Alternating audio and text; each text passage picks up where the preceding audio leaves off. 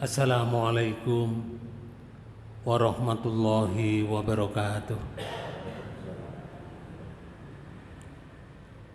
Bismillahirrahmanirrahim. Innal hamdalillah nahmadullaha tabaraka wa ta'ala usalli wa usallimu ala anbiya'ihi wa rusulihi wa ala khatamihim nabiyina Muhammadin sallallahu alaihi wasallam wa ala alihi wa ashabihi ajmain. Qala Allah ta'ala fi kitabihil karim, a'udzu billahi minasyaitonir rajim, walau annana nazzalna ilaihimul malaikata wa kallamahumul mauta wa khasarna alaihim kulla syai'in qubula maka nuliyu'minu illa ayyasha Allah walakinna aksarahum yajhalun. Shadaqallahul adzim. Hadirin hadirat Bapak Ibu yang dirahmati Allah, marilah pertemuan ini kita awali dengan bacaan basmalah. Bismillahirrahmanirrahim. Kami ingin melanjutkan kajian kita di surat Al-An'am. Karena surat Al-An'am ini panjang Bapak Bu, sampai ayat 165. Nah, sekarang ini kita masuk di ayat 111. Pada ayat yang lalu di 110, 109 dan ayat 110 mereka dulu pada zaman Rasulullah ketika ayat ini dikumandangkan,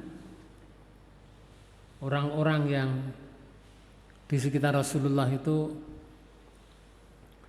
menyatakan, bersumpah kalau Muhammad bisa mendatangkan mukjizat tentu akan beriman. Mereka dengan mengucapkan kalimat qasam. Qasam itu artinya sumpah, wallahi billahi. Namun andaikan Rasulullah bisa mendatangkan mukjizat, andaikan, dan Rasulullah itu tidak bisa mendatangkan mukjizat karena mukjizat itu milik Allah. Rasulullah itu hanya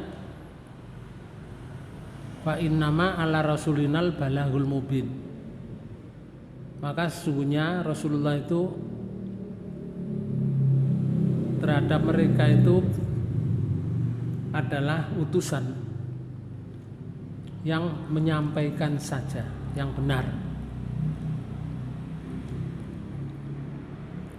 Lalu mereka yang meminta mukjizat itu Bapak Ibu sekalian, tidak mungkin kalau misalkan Rasulullah bisa mendatangkan mukjizat terus mereka beriman. Maka Allah memalingkan hati mereka, ketidakpercayaannya itu karena kesombongan, ditutup hatinya, dipalingkan, penglihatannya juga dipalingkan, sebagaimana mereka belum pernah mengetahui, belum pernah mendengar, seperti belum pernah mendengar Quran diturunkan, nabinya belum ada, seperti itu. Jadi tetap dalam kebodohan, mereka terumbang-ambing fituhyanihim ya'mahun, dan mereka dibiarkan oleh Allah dalam bergelimang dalam kesesatan yang sangat nyata. Jadi terus bergelimang disesat terus. Sebetulnya mereka bukan tidak mengerti, Pak. bukan tidak mengerti. Kalau Muhammad itu utusan Allah itu bukan tidak mengerti, tahu dan sangat mengerti. Tapi hatinya tertutup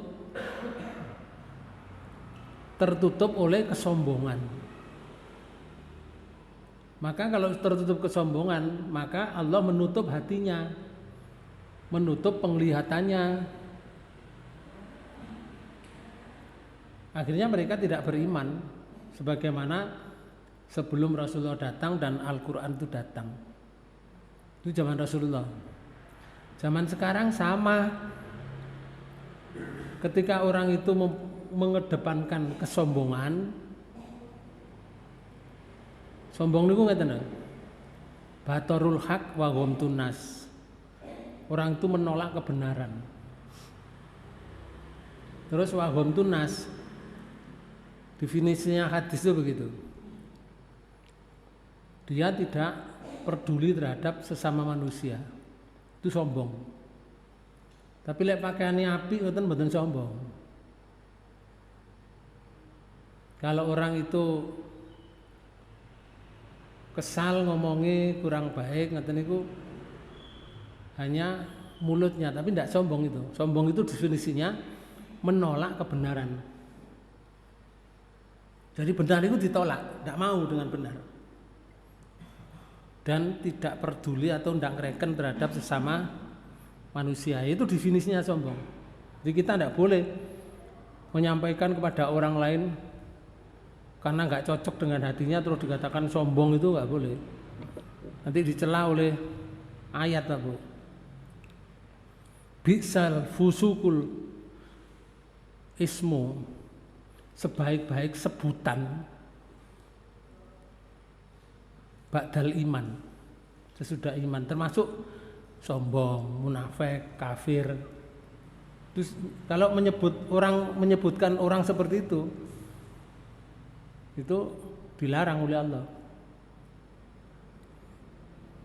Karena itu wa man lam yatub, dan barang siapa yang tidak bertaubat kepada Allah, fa ulaika humudz zalimun, maka orang tersebut golongan orang-orang yang zalim. Harusnya bertobat dari ucapan seperti itu, berikan lakop pada orang lain. Tapi kalau ini sombong sungguhan karena menolak isinya Al-Quran, menolak Rasulnya. Setelah diturunkan mukjizat Al-Quran ditolak, tidak percaya, masih kepingin Muhammad mendatangkan sendiri seperti yang diminta oleh mereka. Nah, kalau itu sombong beneran. Nah, pada di ayat 111 ini Allah menyatakan, walau annana nazalna ilaihimul malaikata. Yang pertama, teman terjemahkan.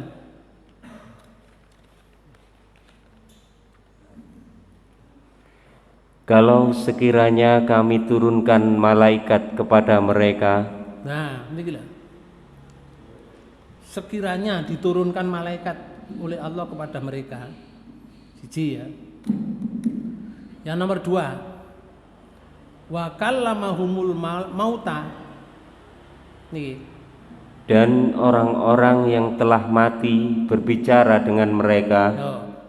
Kok malaikat diturunkan terus ana wong mati wis oleh 40 dina iso ngomong maneh ngoten kepada mereka. Tidak hanya itu saja, makanu liyu'minu niki wa khasarna alaihim kullasai'in kubula. Dan kami kumpulkan pula segala sesuatu ke hadapan mereka, niscaya mereka tidak juga akan beriman. Nah, makanu liyu'minu, mereka tidak iman. Walaupun itu dikumpulkan, malaikat diturunkan, wong mati iso ngomong mbak mereka, atau dikumpulkan segala sesuatu itu ke hadapan mereka. Yang selain dari itu masih tetap makanu liyu'minu, tidaklah mereka itu beriman. Illa ayyasha Allah. Lanjut ayat. Kecuali jika Allah menghendaki. Nah, kalau Allah menghendaki, Bapak, menghendaki itu ngeten. Orangnya memang mencari hidayah. Orangnya mencari iman. Dikehendaki oleh Allah beriman. Allah menghendaki, kecuali yang mencari. Semua dilepas, kemudian dia kembali kepada mencari keimanan. Diberi oleh Allah. Illa ayyasha Allah, kecuali Allah menghendakinya. Walakinna aksarohum yajhalun. Buktinya begini.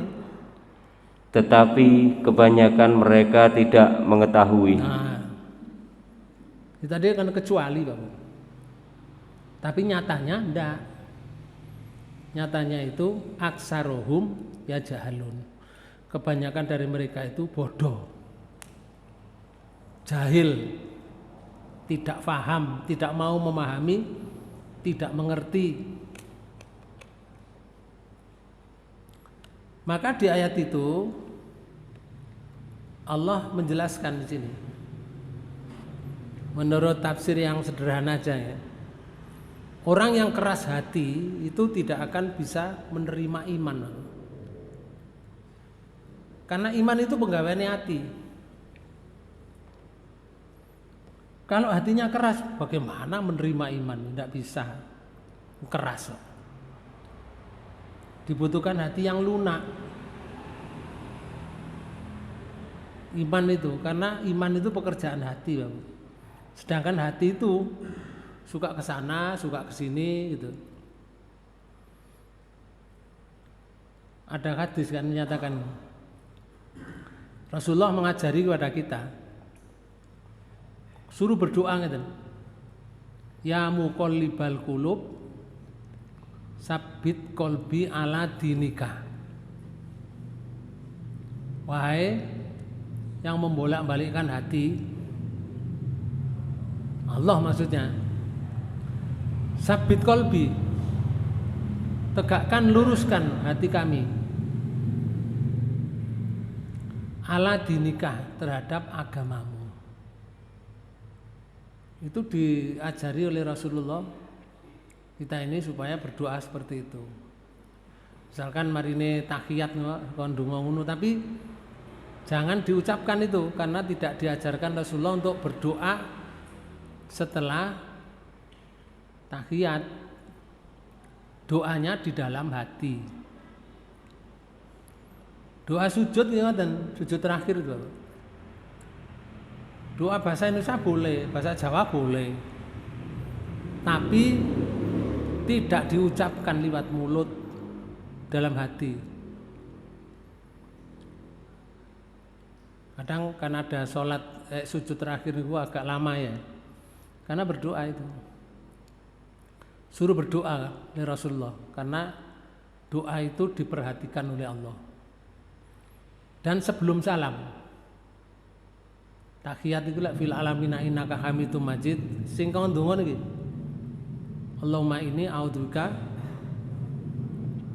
napa niku? Min adabil qabri wa min adabil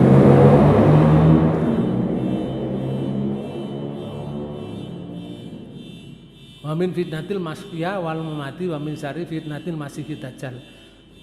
Itu yang boleh diucapkan. Itu yang boleh diucapkan. Selain itu ada yang lain tapi jarang diucapkan oleh orang. Ya berdoa saja dengan bahasa Jawa atau bahasa Indonesia atau bahasa yang lain. Allah Maha mengerti. Cuma jangan diucapkan lewat mulut. Ngoten. Jadi kalau hatinya keras nggak bisa, Pak. Nggak bisa nerima iman. Walaupun ada mukjizat yang luar biasa. Makanya hatiku disuruh ngikat, Bapak. Diikat supaya hatinya itu tidak kesana kemari. Hati itu kan yo noleh nganan, noleh ngiri, ngoten. Ceklak-cekluk ngoten lho. Napa? Napa bahasa mriki? Riareo. Nggih. Riareo, ndak jejeg ngoten lho. Hati itu. Ono kono abang melok abang, ngoten. Riareo. Ono melok ijo ijo. Ono coklat melok coklat ngoten. Niku riareo teman. Supaya berpendirian kuat itu diikat. Ikatan itu Bapak bisa lihat dengan kalimat sing digawe-ikat itu. Kalimatnya adalah la ilaha illallah Muhammad Rasulullah. Itu ikatannya. Tidak ada Tuhan selain Allah. Itu diikat, kalau sudah diikat itu tidak ada Tuhan selain Allah. Orang itu tidak akan berbuat syirik. Orang itu tidak akan melakukan suatu perbuatan kalau tidak diperintah Allah. Karena diikat. Kalau hati itu tidak diikat, akhirnya bisa kesana kemari, nggak tetap. Ikut siapa saja, pokoknya ono wong berbuat diikuti, ono berbuat diikuti. Padahal kalau perbuatannya itu tidak merujuk pada Quran dan hadis, nggak boleh diikuti, Bang. Contoh nih, di surat 6 di ayat 116, wa in tuti aksaro mang fil ardi yudilluka an sabilillah iya tabi'u nah illa donna wa in hum illa yakhrusun. Monggo nih. Dan jika kamu menuruti kebanyakan orang-orang yang di muka bumi ini, ini kita kegiatannya ono muka bumi ini diikuti aja, Pak. Ono ijo diikuti ijo, ono abang diikuti abang, ono putih diikuti putih, ono coklat diikuti coklat. Yang tidak berdasarkan Quran dan hadis diikuti aja. Pesannya Allah gitu. niscaya mereka akan menyesatkanmu dari jalan Allah. Ini, Pak. Mereka yang bergiat itu akan menyesatkan kamu dari jalan Allah. Kegiatannya itu akan menyesatkan kita. Kenapa kok menyesatkan? Ini masalahnya ditunjukkan oleh Allah. Mereka tidak lain hanyalah mengikuti persangkaan belaka. Nah ini persangkaan, bukan Quran, bukan hadis. Itu hanya persangkaan. Ini jenenge perbuatan nenek moyang. Jadi berdasarkan persangkaan, bukan berdasarkan tuntunan Allah dan Rasulnya. Lalu yang kedua, kegiatan itu terus ya Allah. Dan mereka tidak lain hanyalah berdusta terhadap Allah. Niki berdusta. Dia berkegiatan, Bu, tapi sakjane sumber kegiatan itu dari kepercayaan nenek moyang. Cuma dikemas, Bu. Dikemas koyok pada umumnya. Seperti kemasannya itu seperti melakukan perbuatan yang dituntun oleh Allah. Ada bacaan Qur'annya, ada sholawatannya, misalkan ada zikirnya, ada ceramahnya. Tapi sumber yang dipakai adalah dari kepercayaan don. Mengikuti persangkaan tadi, cuma dikemas dengan agama. Ya ini sing gak ada sesat. Kalau perintah Allah dikemas agama bener, mboten salah. Tapi kalau sumbernya dari kebiasaan nenek moyang terus dikemas agama, ya ini yang nggak bener. suruh menghindari oleh Allah. Supaya mereka tidak menyesatkan kita, ngoten. Maka di ayat ini disebutkan kalau hatinya keras, Pak Bu, meskipun melihat malaikat misalkan, meskipun melihat orang mati itu hidup kembali, bukan Rasulullah hidupkan wong mati itu terus wong iso ngomong terus cangkruan gerdu misalkan, dengan bukti yang nyata itu mereka tetap tidak beriman karena hatinya sudah dikunci dewe, keras, tidak mau menerima. Mereka itu kan khawatir kesaingan, khawatir kedudukannya tergeser, ngerti enggak, Pak? Jadi karena mementingkan dunia ini, mengorbankan keyakinan. Abu Jahal dulu apa gak ngerti lek Muhammad itu wong jujur, wong bener. Ngerti, Pak Bu. Khawatir kepercayaan masyarakat pada dirinya itu luntur, terus kembali ke Muhammad. Karena itu ditentang oleh Abu Jahal. Dakwah Rasulullah itu ditentang.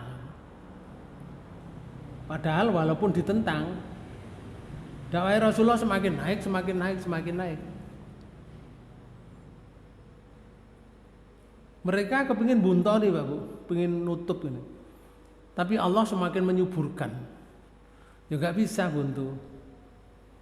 Liyutfi'u nuru. Mereka itu kepingin mateni nurnya. Tapi ternyata enggak.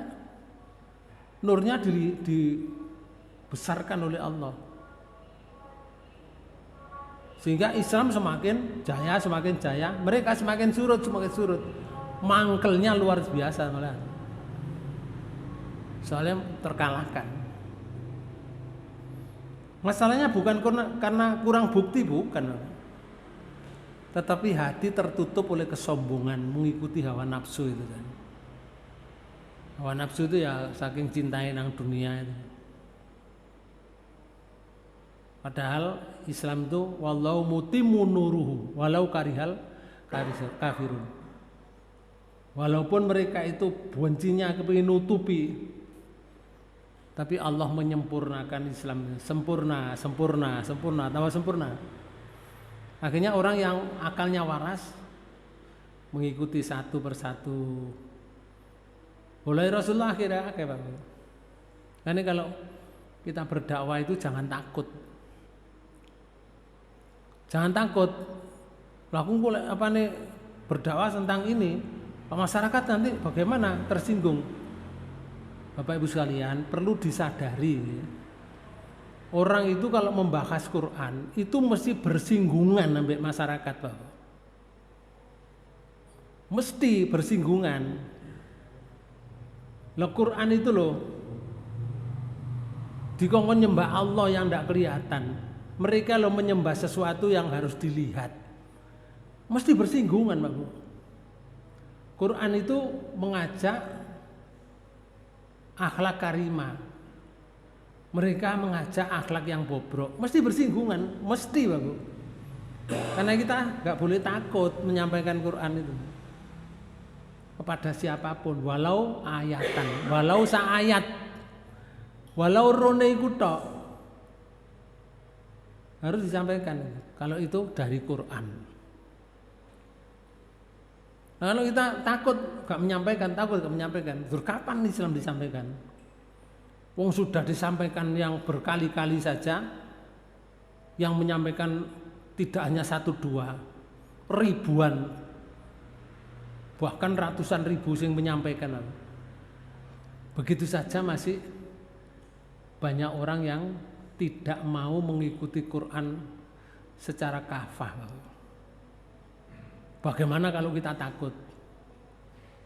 Semakin tidak tersampai Quran. Padahal kan isinya Quran itu sekian banyaknya, itu harus difahami satu persatu. Yang pertama ya. Yang kedua, Hidayah itu milik Allah. Jadi gak bisa hidayah itu didatangkan atau datang sendiri, gak bisa. Orangnya harus berusaha untuk mendapatkan hidayah. Karena hidayah itu milik Allah. Kalau orang itu mau mengambil hidayah, diberi oleh Allah hidayah, karena milik Allah. Hidayah bukan milik siapa-siapa, milik Allah. Siapa yang mau mencari hidayah, diberi oleh Allah hidayah, tapi syaratnya mencari. Kalau orang itu tidak mencari hidayah, nggak bisa Pak Bu, nggak diberi oleh Allah Pak hidayah. Oh nggak golek kok. Orangnya itu harus mencari. Makanya hidayah itu sebutkan oleh ayat ini, illa ayyasa Allah.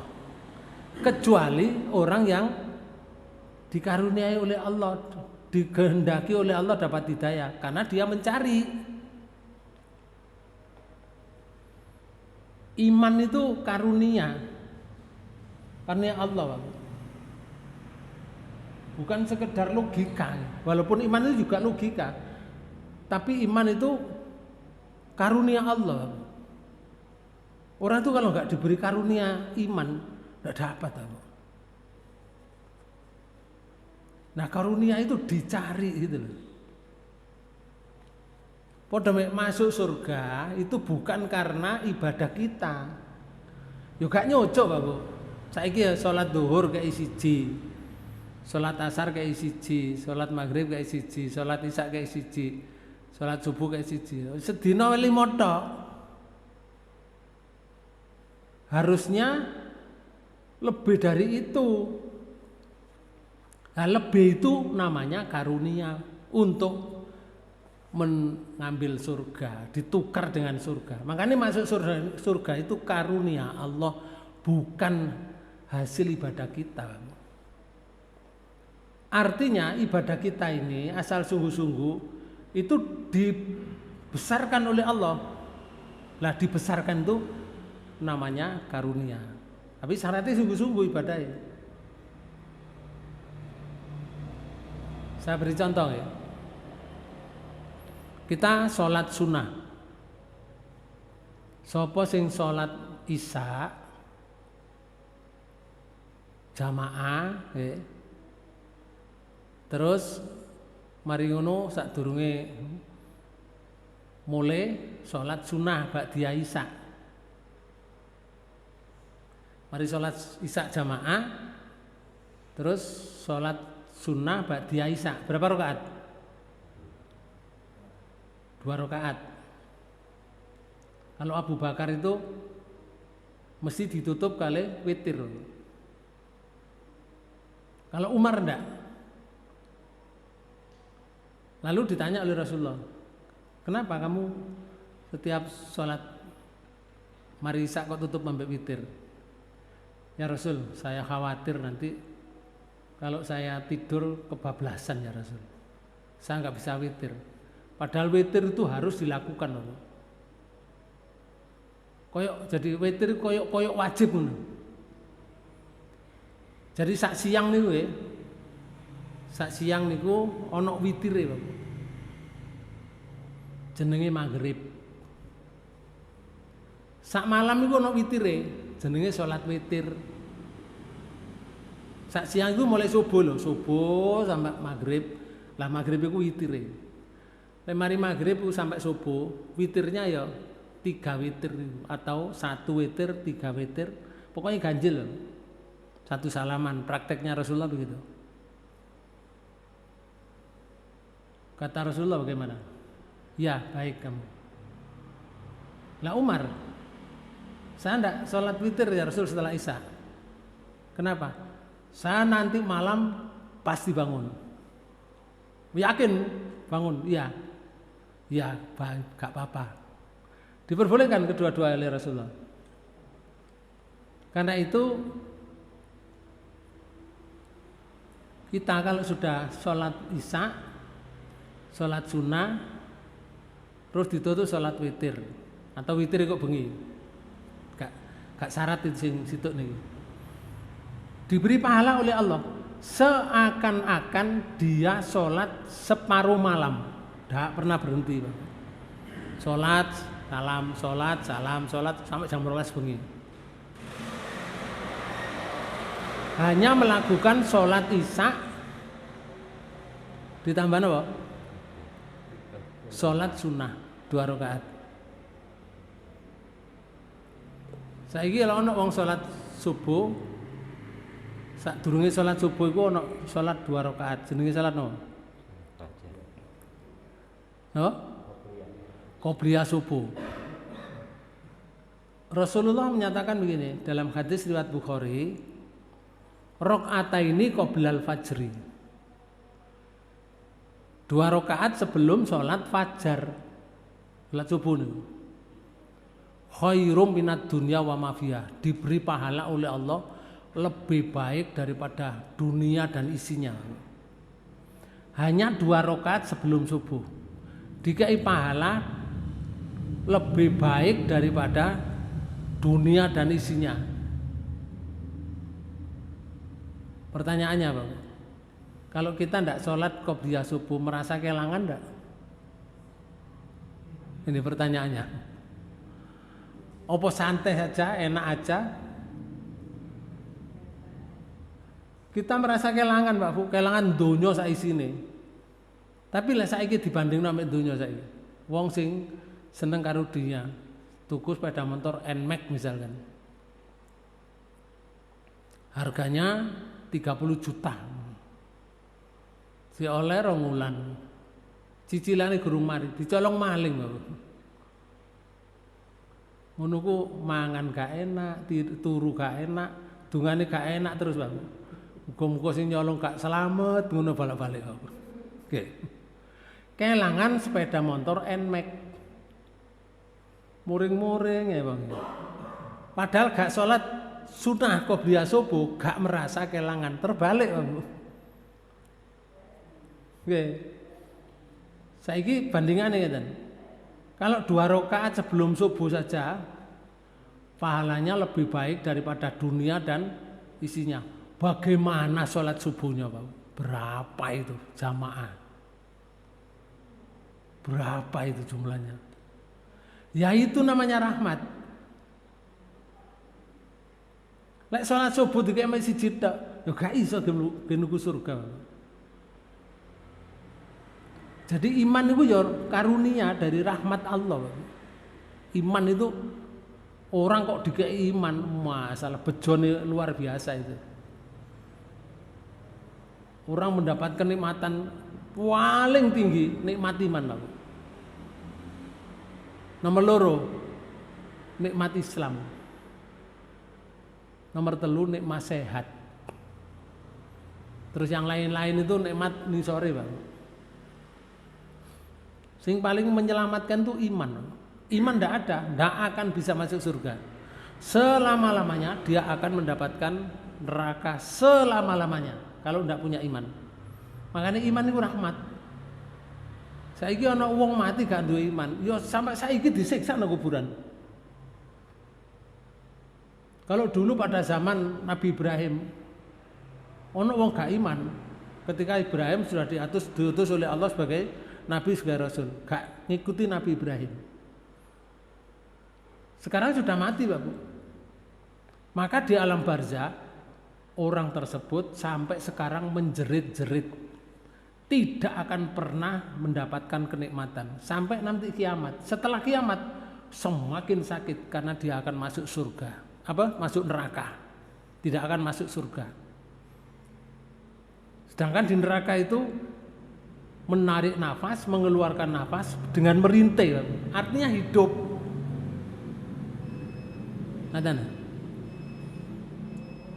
Nah, hati itu biasanya butuh bukti, Bang.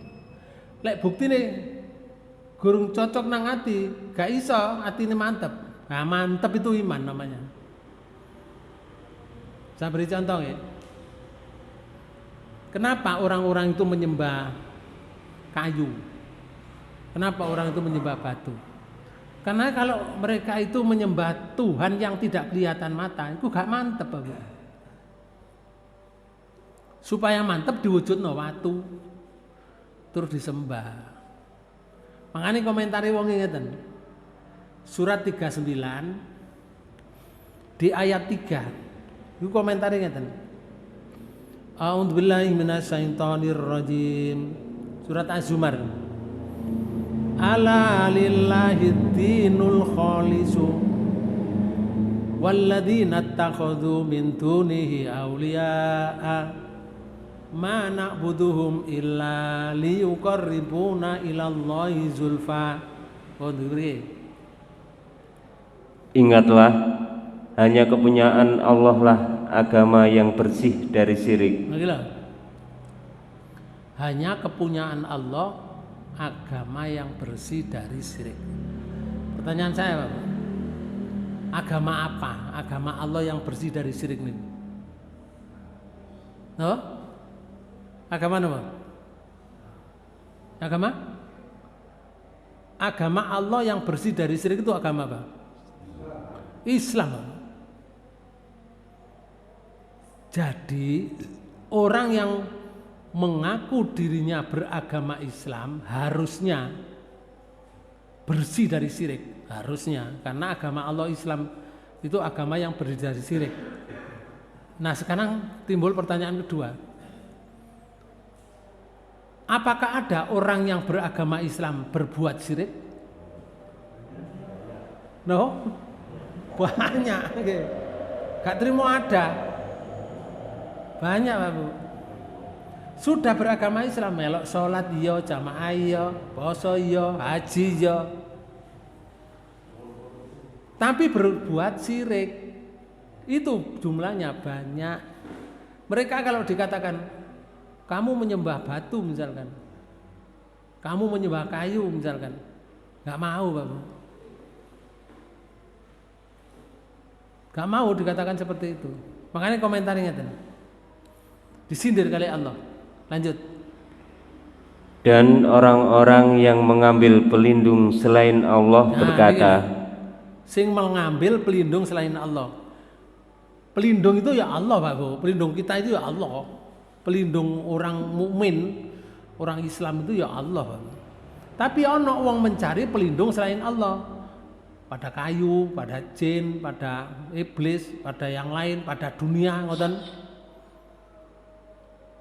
Kalau mereka itu mencari pelindung selain Allah, ngomong itu, orangnya berkata begini.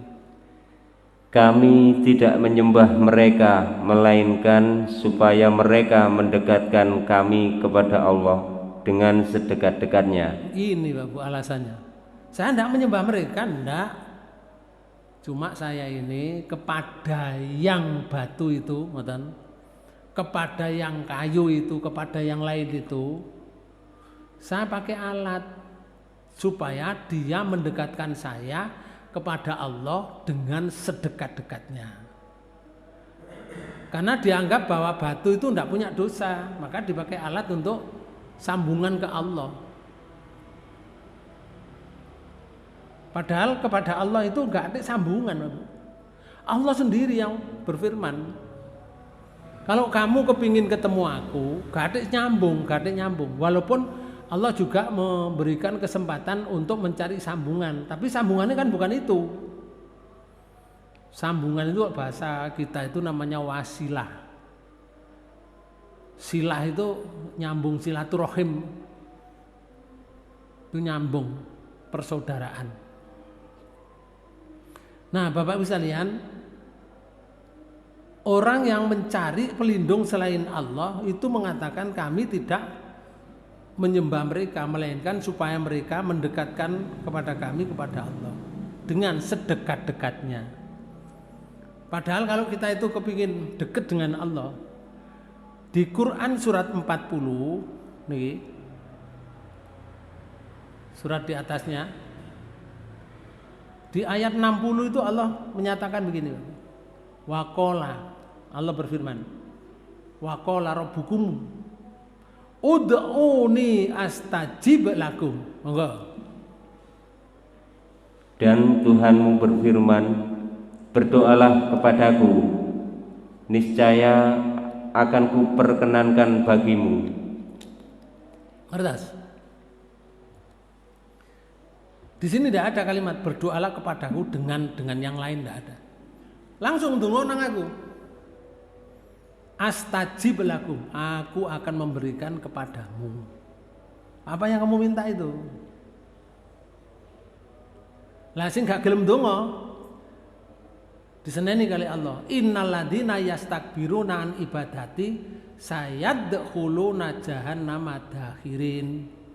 Nih, sesungguhnya orang-orang yang menyombongkan diri dari menyembahku. Nah, menyombongkan diri itu tidak mau berdoa kepada Allah, merasa dirinya lebih cukup, tidak butuh Allah, ngerti enggak? Itu sombong. Terus ya Allah ngeten, akan masuk neraka jahanam dalam keadaan hina dina. Oh, tenang. Pernyataan ini dari yang maha kuasa, tidak main-main ini. Dan Allah itu loh dekat. Dekatnya Allah itu sampai lebih dekat daripada urat nadi kita. Jadi ayat surat 40. Sekarang surat 50. Surat Qaf. Di ayat 16 Allah menyatakan gini. Walaqad khalaqnal insana wa na'lamu ma tuwaswisu bihi nafsuhu wa nahnu aqrabu ilaihi min hablil warid. Monggo. Dan sesungguhnya kami telah menciptakan manusia. Nah, jadi yang menciptakan kita ini Allah. Allah menyatakan, sungguh aku ciptakan kamu itu. Karena Allah yang menciptakan, lanjut. Dan mengetahui apa yang dibisikkan oleh hatinya. Karena Allah yang menciptakan kita, Allah mengetahui yang dibisikkan dalam hatinya itu. Panjenengan membisik apa dalam hatinya itu diketahui oleh Allah, dipantau.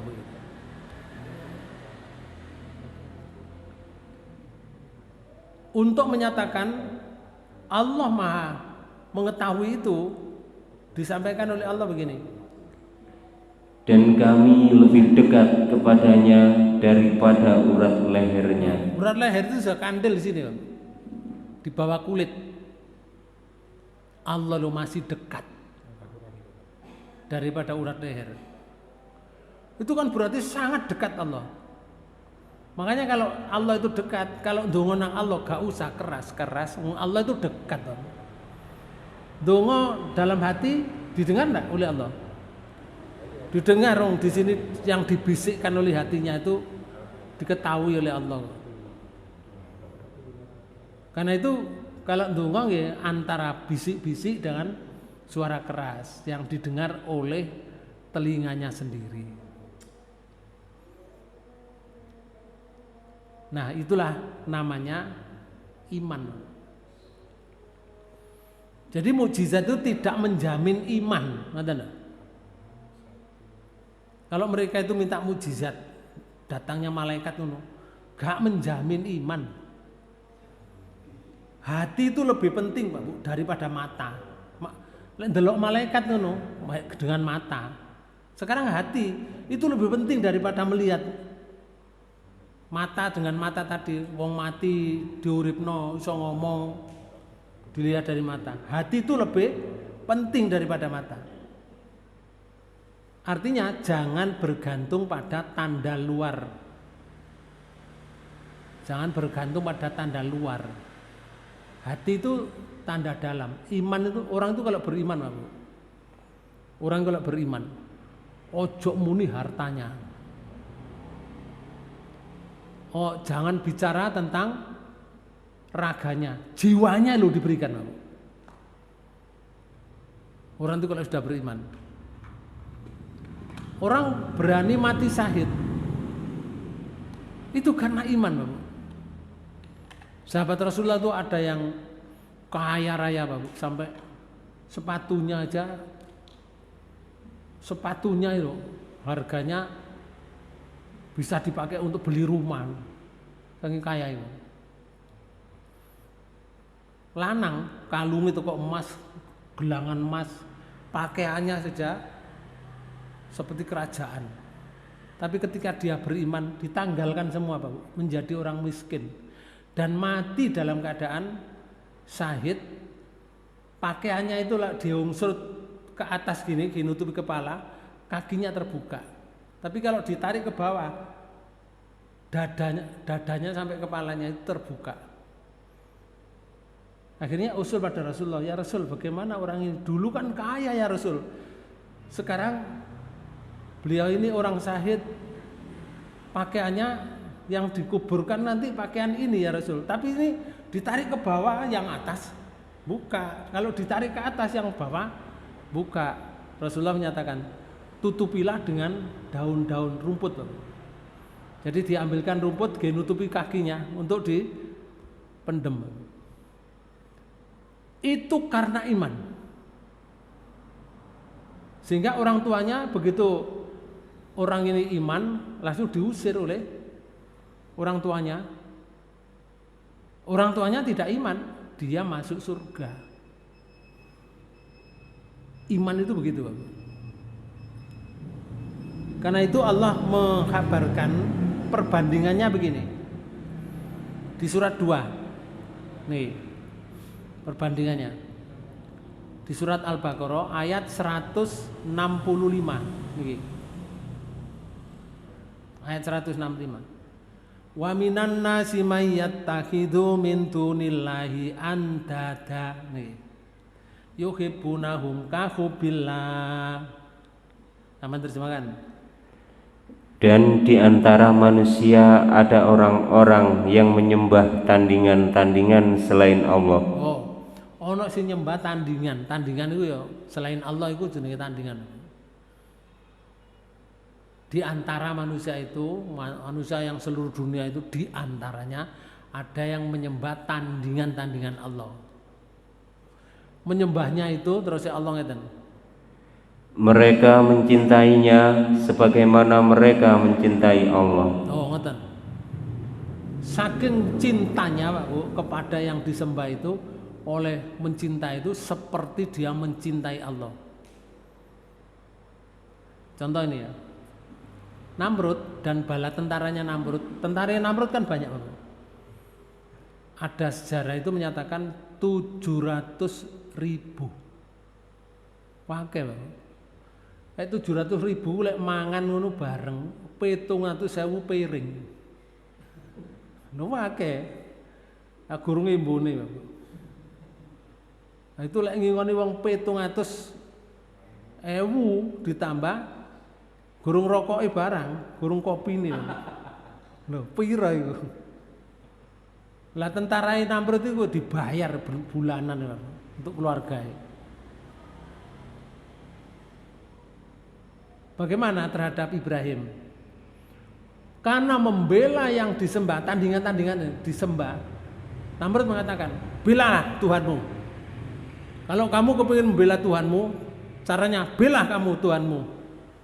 Bakar Ibrahim. Ngoten, Bapak. Saking mencintai sesembahan selain Allah itu, kok sepertinya orang yang mencintai Allah. Nah, itu dibandingkan. Lanjut. Walladzina amanu asaddu hubbalillah. Adapun orang-orang yang beriman sangat cinta kepada Allah. Nah, kalau orang beriman itu cintanya kepada Allah itu sangat. Ojo muni raganya, jiwanya itu ditaruhkan, menjadi taruhan. Nah, saiki ayo dibandingkan. Sedangkan orang yang beriman itu cintanya kepada Allah, koyok wong iku mang cinta kepada Allah. Koyok wong iman cinta kepada Allah. Wong iman cinta kepada Allah, nyawanya diberikan, Pak Bu, demi tegaknya Islam. Gak peduli nyawanya direnggut.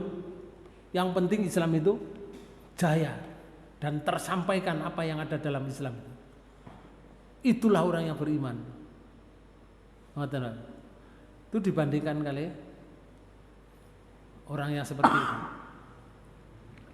Jadi mukjizat apapun yang dapat dilihat itu tidak menjamin orang itu beriman. Hatilah yang lebih penting daripada mata. Jangan tergantung dari yang luar saja, tapi hati ini sangat penting. Yang kedua, Rasulullah Shallallahu Alaihi Wasallam pernah bersabda begini: Inna quluba bani adama kullaha baina isba'aini min asobi rohmani kaqalbi wahidin yusarrifuhu khaisu yasa. Summa qala Rasulullah sallallahu alaihi wasallam Allahumma musarrifal qulub sarrif qulubana ala ta'atika. Hadis ini sahih. Sesungguhnya hati manusia itu berada di antara dua jari, ngeten.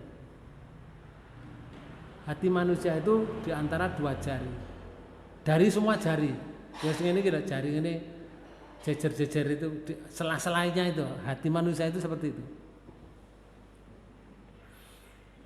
Dari sekian jari. Allah yang Maha Pemurah, Allah Subhanahu wa taala akan memalingkan hati manusia menurut kehendaknya. Jadi kalau di antara dua jari ini kan tempatnya lubang, Bang. Iku bisa melok jari gini, bisa melok jari gini. Hati itu, Bang. Hati itu loh, gak bisa tetep ngono. Soalnya antara dua jari. Iso melok jari yang sebelah sana, iso melok jari sebelah sini. Kalau tidak diikat. Lalu di hadis yang lain disebutkan begini. Setelah Rasulullah SAW menyatakan itu, terus berdoa ini. Allahumma musarrifal qulub sarrif qulubana ala ta'atika. Hadis ini diriwayatkan Muslim.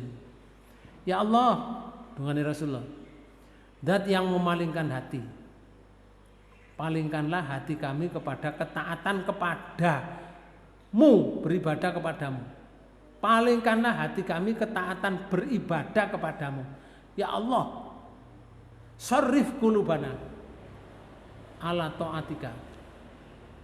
Palingkanlah hatiku ya Allah untuk taat beribadah kepadamu. Itu doanya Rasulullah. Rasul itu sudah dijamin surga. Ndonga lho sing ngene. Nah ini sebetulnya Rasulullah ndonga itu ya untuk kita juga, ngoten. Lalu di hadis yang lain sama, cuma beda redaksi. Dari Anas radhiyallahu anhu qala kana Rasulullah sallallahu alaihi wasallam yuksiru ayyakula ya muqallibal qulub ladi sabit qalbi ala dinika. Ini yang biasa kita pakai. Anas meriwayatkan bahwa Rasulullah sallallahu alaihi wasallam pernah banyak yuksiru banyak berdoa. Doa yang ngeten. Ya muqallibal qulub, wahai yang membolak-balikkan hati, Allah, wahai Tuhan yang membolak-balikkan hati, sabit qalbi ala dinika, teguhkanlah hatiku kepada agamamu. Fakultu, terus Anas tanya, ya Rasulullah, wahai Rasulullah, amanna bika, saya percaya kepadamu ya Rasul, wabima jita bihi, dan apa saja yang telah didatangkan kepadamu ya Rasul. Pertanyaan ini, fahal takhafu alaina, ya Rasul, apakah Rasulullah masih meragukan kepada kita, takut kepada kami ya Rasul? Qala, Rasulullah bersabda, na'am, iya, saya takut kepadamu walaupun kamu sudah menyatakan beriman kepadaku. Kenapa? Inna quluba baina asbu'aini. Nah ini sesungguhnya hati itu antara dua jari atau beberapa jari.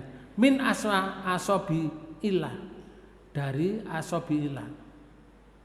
Terletak di antara dua jari dari jari jemari Allah. Yuqallibuha kaifa yasa. Nah, di sini disebutkan diam Allah membolak-balikkan sebagaimana yang Allah kehendaki. Hadis ini diriwayatkan oleh Tirmidzi, diriwayatkan oleh Anas, Ahmad, dan diriwayatkan oleh Tirmidzi di nomor 2140. Maka Bapak Ibu sekalian, hati itu penting. Hati itu gak mudah percaya Pak Bu, kalau belum terbukti. Makanya uang mesti buktikan. Sebagai contoh mon, kalau kita senden ya, pagar, tapi sebelah dalam di pekarangan itu banyak ayam. Ayamnya banyak ya naik turun dari pagar itu. Nah kita tidak tahu senden di pagar, tahu-tahu tangan kita kena sesuatu di pagar itu. Di situ banyak ayam. Pertanyaan saya Pak, kena apa itu? Kira-kira? Lah kena telek EPT kan, tai ayam. Nun sewu. Apa yang kita lakukan? Datang ke kamar kecil atau dibawa ke hidung dulu? Halo? Oke. Dibawa kemana? Ke hidung dulu. Padahal sudah tahu bahwa itu tai ayam. Kenapa harus dibuktikan ke hidung? Baru mengatakan, oh tai ayam, baru mengatakan begitu. Karena hati itu Pak Bu, sudah tahu kalau itu banyak ayam. Hati itu gak mudah percaya sebelum dibuktikan nyata. Barang dibuktikan ke hidung, oh baru percaya, baru dibersihkan. Kenapa harus nunggu masuk ke hidung dulu? Itulah pekerjaan hati. Ada pertanyaan sebelum dilanjutkan? Monggo. Tadi Ustaz menyampaikan bahwa beragama itu jangan mengikuti kebanyakan manusia. Nggih. Apakah di ayat 153-nya itu ada hubungannya atau ada jawabannya?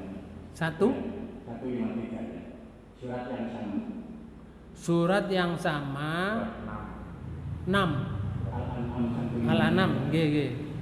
Itu yang pertama, yang kedua tadi Ustaz menyampaikan hidayah itu mutlak milik Allah. Nah, apakah kita yang hadir ini salah satu bentuk untuk mencari hidayah itu? Nggih. Coba ayatnya saya baca nggih. Wa anna hadza sirati mustaqima fattabi'uhu wa la tattabi'u subula fatafarraqa bikum an sabilihi dzalikum wasaqum bihi la'allakum tattaqun. Sama terjemahkan Pak. Dan bahwa yang kami perintahkan ini adalah jalanku yang lurus. Jalan yang lurus niku jenenge sirotol mustaqim. Itu jalan Allah. Artinya Allah itu Allah itu mempunyai jalan bener. Jalan itu disebut sirotol mustaqim. Lanjut. Maka ikutilah dia. Ikuti jalan sirotol mustaqimu. Jalan sirotol mustaqimu sumbernya teko Quran kali hadis. Lanjut. Dan janganlah kamu mengikuti jalan-jalan yang lain. Jalan yang lain itu jalannya nenek moyang, jalannya wong berprasangka, melakukan. Nanti kalau saya melakukan seperti ini, nanti jadinya begini. Ngoten niku jenenge jalan lain. Ojo diikuti itu. Lanjut. Karena jalan-jalan itu mencerai-beraikan kamu dari jalannya. Nggih. Kalau kamu mengikuti jalan-jalan mereka itu akan bercerai-berai, kocar-kacir, tidak kepada jalan yang benar. Lanjut. Yang demikian itu diperintahkan Allah kepadamu agar kamu bertakwa. Nggih, ayatnya jelas Mbak. Kalau kita mengikuti jalan yang lurus, nanti akan jadi orang yang bertakwa. Tadi pertanyaannya apa? Itu pertanyaan yang pertama. Oke. Yang kedua, hidayah itu kan mutlak milik Allah. Allah, hidayah milik Allah, nggih. Ya kita yang hadir-hadir ini apakah bentuk satu pencarian gitu, mencari hidayah itu? Hidayah itu milik Allah, cuma hidayah itu tidak bisa datang sendiri, Pak Bu. Harus dicari. Cara mencarinya sesuai dengan cara yang disampaikan oleh Allah. Cara yang disampaikan oleh Allah itu mencari hidayah itu seperti misalnya ikutilah kajian Islam. Itu contohnya. Bedalah Quran itu, perhatikan apa isinya Quran, laksanakan dalam kehidupan. Itu bentuknya seperti itu. Itu baru orang itu dapat hidayah. Quran itu bisa saja Pak Bu dibaca, karena Quran itu juga bacaan. Tapi kalau Quran itu tidak dibedah isinya, faham nggak orang dengan Quran?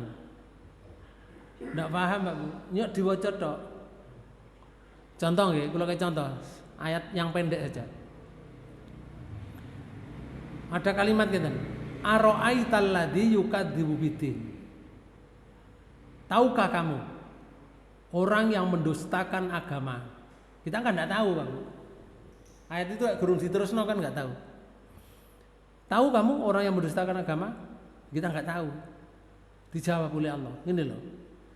Orang yang mendustakan agama itu ialah fadzalikal ladzi yad'ul yatim. Orang yang tidak peduli terhadap anak yatim, orang yang durhaka terhadap anak yatim, orang yang menghardik anak yatim, yaitu mendustakan agama. Walaupun dia berangkat ke Mekah 7 kali misalkan, kalau dia tidak peduli terhadap anak yatim, durhaka terhadap anak yatim atau menyakiti anak yatim, itulah yang namanya Aro'aital ladzi yukadzibu biddin. Orang yang apa tadi? Aro'aital ladzi yukadzibu biddin. Tahukah kamu orang yang mendustakan agama? Ero awakmu mendustakan agama. Ya iku siji menghardik anak yatim. Nomor loro. Jawabnya Allah. Alladzi ayat itu terusnya apa? Padzalikal ladzi yad'ul yatim terus wala yakhuddu ala ta'amil miskin. Dia tidak membawa orang atau mengajak orang untuk memberi makan orang miskin. Jadi orang miskin dibiarkan, gak ono greget ini. Ayo urunan kok disumbang kono wong iku. Gak ono ngono. Durhaka itu terhadap agama. Orang yang mendustakan agama, walaupun dia sudah pernah berangkat ke Mekah 7 kali. Lah itu kalau nggak dibaca, terus diperhatikan isinya, tidak akan berpengaruh pada jiwa kita. Artinya keimanan kita tidak akan tersentuh. Kayak diwaca tok, ara'aital ladzi yukadzibu biddin fadzalikal ladzi yad'u yatim wa la yakhudhu ala ta'amil miskin wa wailul musallin alladzina hum an shalatihim sahun. Alladzina hum yura'una wa yamna'unal ma'un. Shadaqallahul azim. Menurut Shadaqallahul azim. Karo apa isine iku mang? Lah Quran iku kabeh ya diwaca ngono. Cuma Quran tidak hanya dibaca saja, ya diwaca sebagai bacaan. Quran itu ya diperhatikan isinya lalu diterapkan dalam kehidupan. Itu namanya orang mencari hidayah. Hidayah itu milik Allah memang Pak Bu. Karena milik Allah tidak semua orang diberi, kecuali yang mencari saja. Oh milik Allah kok. Kalau milik saya misalkan, kalau wongnya tidak manut ambek saya, aturan saya, ya katakei oh milik saya. Kan sama dengan itu logika kita. Hidayah itu milik Allah.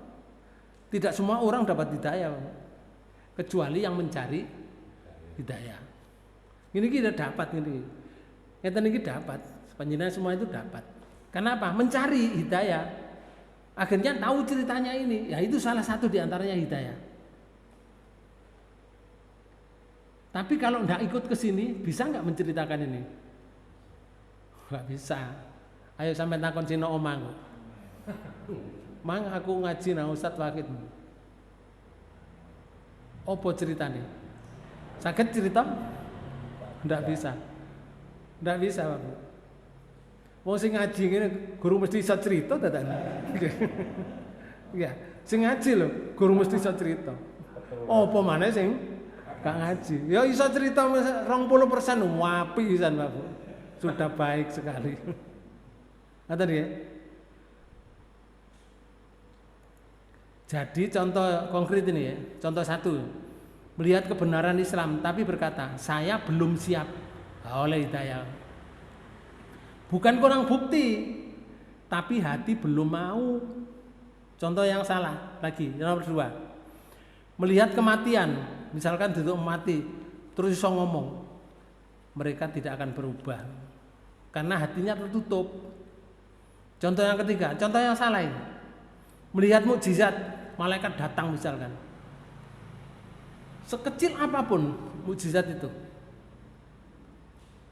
tapi dia akan mengabaikan.